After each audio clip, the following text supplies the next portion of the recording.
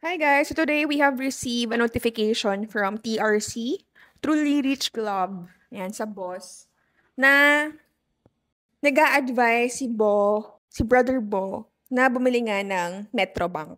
So medyo marami-rami na ako ng mga bangko na portfolio ko. And isa sa mga wala pa ako is actually Metrobank.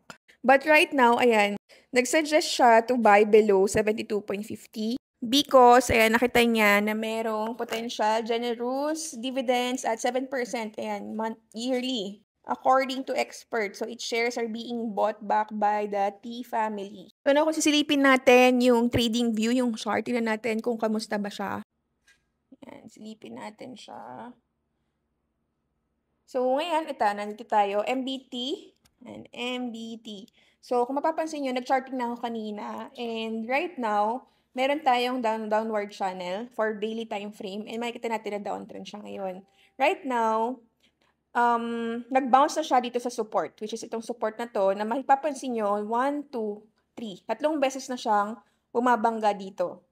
So, yan. Bumangga dito, bumangga siya dito, and then bumangga siya dito. Now, umakit na siya, and let's see kung ito ba, actually babasagin niya to.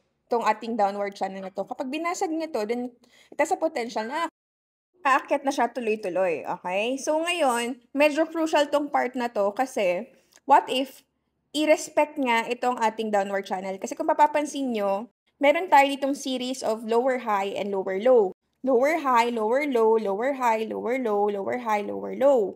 And the only time talaga na best na mag-buy dito is kapag binreak nga na tong ating downward channel na to. Kasi for like how many months, nire-respect nga tong channel na to. So let's see kung magkakaroon ng breakout dito and finally talaga, re-respetuhin niya rin itong ating support dito. Tignan natin kung meron pa bang mas malalim dyan na support.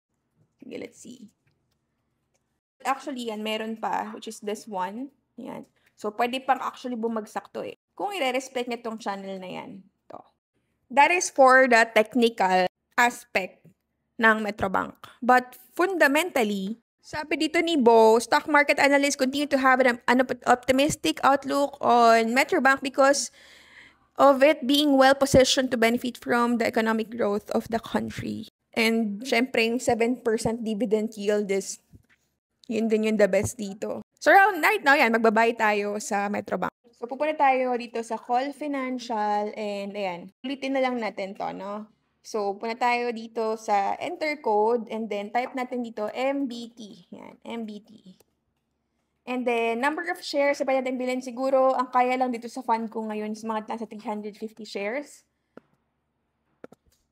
Price is currently nasa, sabi naman ni Bo dito below 72 and right now, mababa pa naman yung presyo. So, let's try sa, dito sa 2,750, 69.45 since yun yung last para mas mabilis. So, ang net natin is 24,000, ayan, 24,379. This is what we need to pay. And ayan, total na natin ngayon. Lalabas na yung preview, ayan, preview order natin. Nag-buy tayo ng bago, new, and ng MBT.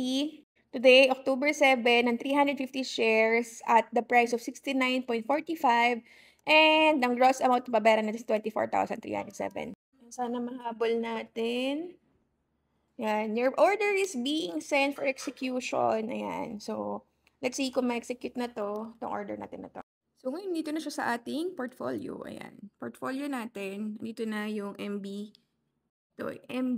Ayan, so nasama na siya sa portfolio natin. So we have a total of 7% sa ating total, so medyo marami naman na tayong bangko, may BDO, BPI. Next na to Metrobank. Ayan. Since bankera naman tayo before, so sige, supportahan natin ang mga Philippine banks.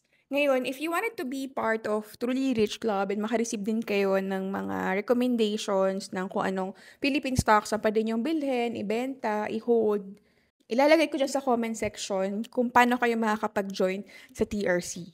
So, TRC po, Truly Rich Club, is a community of Boss Sanchez wherein they support those people na gustong pumasok sa industriya ng financial market, more specifically sa stocks, Philippine stocks.